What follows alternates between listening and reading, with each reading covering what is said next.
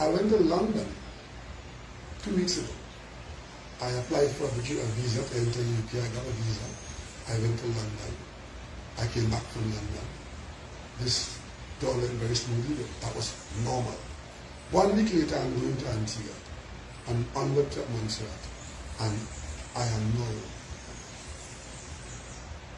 in the category of fugitive and being experiencing what I just described to you. This raises the question. You would have seen the Commissioner of Police on his first day in office saying by press conference to you all that he's all for transparency and accountability. And I here now say to him that I too would like that transparency to apply to me. And if he is to be believed, as per that press conference of the first day of office as Commissioner, I would like him to tell this population what exactly is the crime that I have some connection with in this country to cause the police to be moved and to be so moved as to have me being experiencing Interpol interaction. I'm not above the law. Make it very clear in this country. I have handled the authority over tens of billions of dollars and thousands of decisions in this country during my period as minister, as prime minister in particular. So if in that period of my activity I broke any law, I'm not above the law. It is for the police of this country to treat with me like any other citizen with respect to law enforcement. So if there's a matter, any matter, in which I am of interest to law enforcement, you've come here this morning, you see how clear the road is, you see how my location is. Everybody in this country knows where I am. The police knows where I am. There was a police booth outside my house there recently. I asked them to remove it because they said it was dilapidated. There was police on my shoulder up until a few weeks ago. So if the police wants to have any interaction with me in Trinidad and Tobago, they could have done that and they could do that. And they are welcome to do that anytime. I would like to know, and I trust that the rest of the population would want to know, what would have been the circumstances and what is the guiding factor that would have caused the authorities in Trinidad and Tobago to get my name into the international community as a person who has issues with criminality in Trinidad and Tobago and is of such a nature that you require the involvement and assistance of Interpol. That officer who holds that desk of Interpol contact, if a matter comes up there of this nature, I would like to believe that no such action would be taken against any person without the senior superior officer being involved with appropriate oversight. And that senior superior officer, the Commissioner of Police, I would like to believe, if the Commissioner of Police is in the loop, as he must be or ought to be, where a former Prime Minister of this country is to be put in the hands of Interpol and his name be put in the international circles for law enforcement, to take note and appropriate action if so required, that the National Security Council of this country would be appropriately involved. And it's on that basis that I'm putting this squarely in the lap of the Prime Minister of Trinidad and Tobago and the Commissioner of Police of Trinidad and Tobago and the Attorney General, who, it is my view, this development is the kind of development I would expect from the Attorney General of Trinidad and Tobago, an individual that I will get back to in the not too distant future. But for the moment, I just say to you that this is what is happening in Trinidad and Tobago. And I want to say this to the wider national community, many of whom have taken sides one way or the other. I remember in 1939, there was something called the League of Nations, which was the precursor entity before the United Nations. And Emperor Haile Selassie had his country invaded by Italy. He appealed to the League of Nations for help and protection. They turned their back on him. And in so doing, destroyed whatever potential the League of Nations would have had to foster international peace. And in that moment of despair, Emperor Haile Selassie said these words. He said, today for me, tomorrow for you. And we didn't have to wait long. We didn't have to wait long for World War II to follow the outcomes of World War I. And I want to say to all the people of Trinidad and Tobago that what I experienced last week, today is my day. Your day will come. If these people are allowed to stamp and label Trinidad and Tobago in this way. Because you see, it is not only personal, it is national.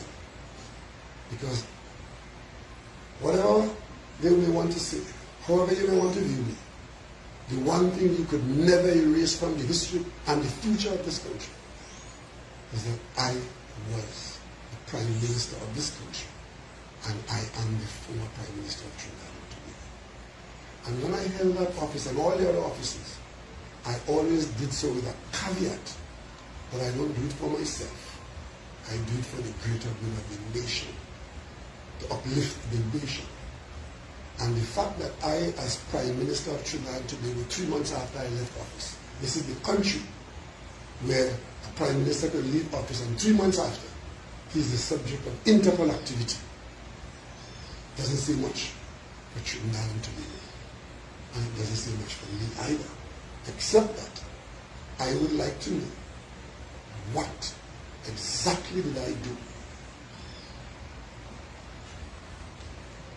in my life as a public officer and now as a private citizen to cause the authorities in Trinidad and Tobago to put me in that situation. And if they could do that to me, they could do it to others. You will have seen the Attorney General having a shocking presentation in Parliament a few weeks ago.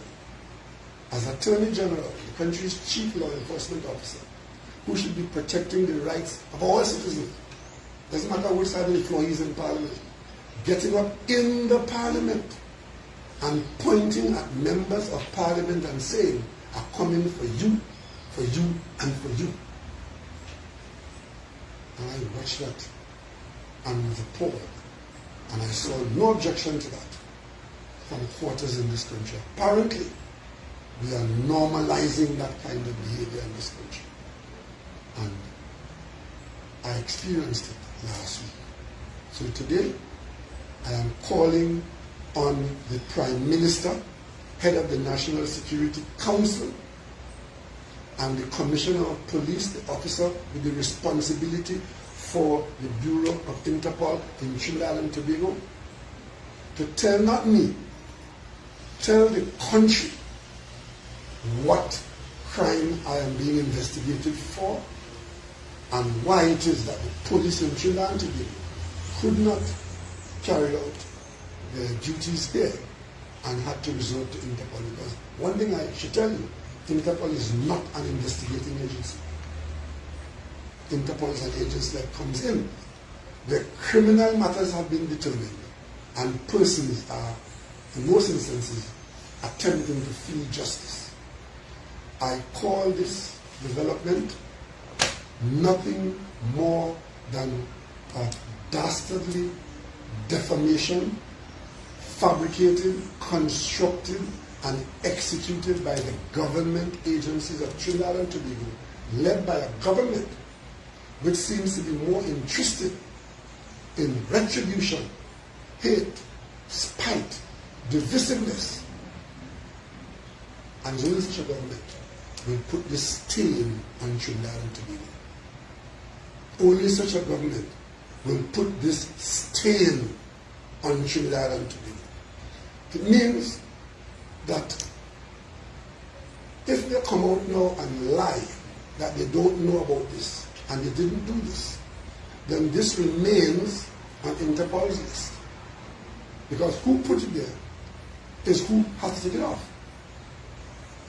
And if they don't take it off, it means that every time I travel, anywhere I go in the world, I can expect this and worse to happen. This happened inside of CARICOM. You could imagine if I was in Belgium or South Africa or in Timbuktu, what would be my position? Thankfully, it first arose in Antigua. And I'm calling on the government and the agency involved to do two things. One, tell the country what is the interest in me and what crime or crimes I'm associated with that requires police attention. And the second, I'm calling on the government, knowing that I have done nothing wrong as far as I am concerned. I'm calling on the government to remove my name from this defamation. I knew they were very unhappy when I left CARICOM to the plaudits of my colleagues. They were equally unhappy when I received a doctorate, an honorary doctorate at Howard University. They were despairing when I gave up office in this country and walked away into private life. So they believe that since that is my record, they will create a new record for me. That's what this is about. A record according to their likeness and their image. Today, I stand here not asking anything under any Freedom of Information Act because I know that law. Not asking for anything under FIU because I also know that law. I was involved in drafting both of them in the Parliament, so I know both of them. I'm not wasting my time there because that is where they will take cover for the mischief that this is. I am here in the public domain telling you what is on the record, telling you what is abroad, telling you what I have experienced, and calling on the authorities here to just give us the transparency that the Commissioner of Police promised and tell the country what this is about. And when you do that, take my name out of your defamation. I want to ask you, members of the media, since you have come here from town, you're on the edge of town here, I will give you one non-Interpol question. So I'm not going to do any interview on any other matters. I want to focus on this issue alone today. I promise you, I know you have lots of things you want to ask me. And I promise you, I don't think I've done an interview with the media since I've left office. I don't think I have. I promise you that sometime in the not too distant future, to invite you back here so we can talk about random thoughts about things in general. If you have any questions on the matter that I've just raised, put it to me now and I'll see if I can assist you. Are you contemplating legal action? No. At this location, I will not. But I don't know what the answer to the questions are. I've asked questions. And those questions should be answers. And the person who gives the answers should be able to give them in and out of Parliament. Did you get any decision to leave Trinidad? No.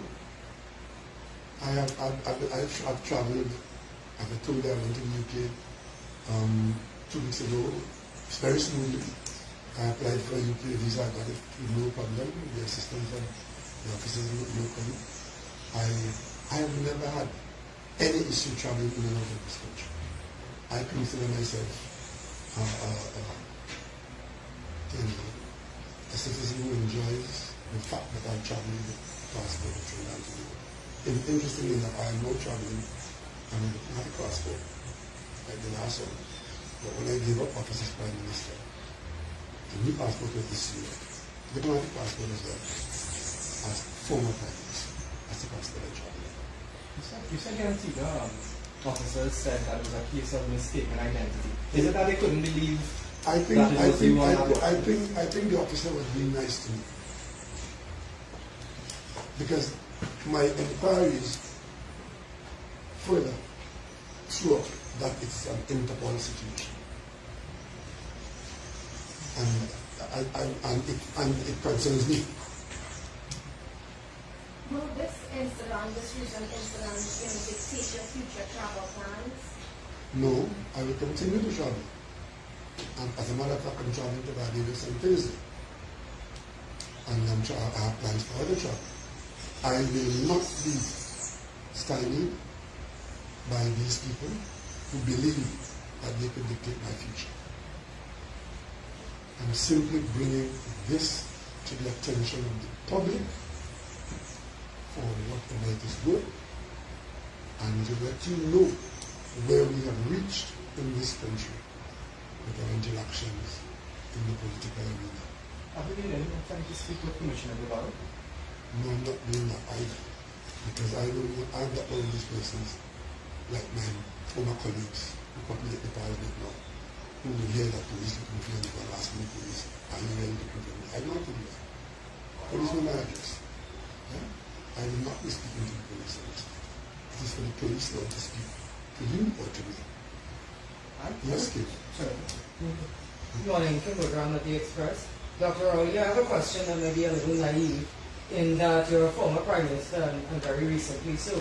So I then know what kind of protection is offered to a former Prime Minister, like an actual Prime Minister, if it is so easy to go and place your name on Interpol's watch list and anything could then proceed to happen to you out there outside the country. Well, as I said, I consider the action to be one that is geared to generate a reaction. And that reaction is not to be pleasant. With respect to security, my state security no longer exists. When I left office 2 months ago, those levels of security have all evaporated. I don't make a issue of this. I let it be. I'm a citizen of Trinidad today, and I genuinely believe my grandmother's position. And if you're born to hang, you can't hang. What was your initial reaction when you heard that you wanted Interpol to watch this? I am scandalized. I am scandalized. Because I know that one does not arbitrarily end up in an Interpol list. It has to be something being pursued, there has to be official contact, and there has to be documentation of maritime law.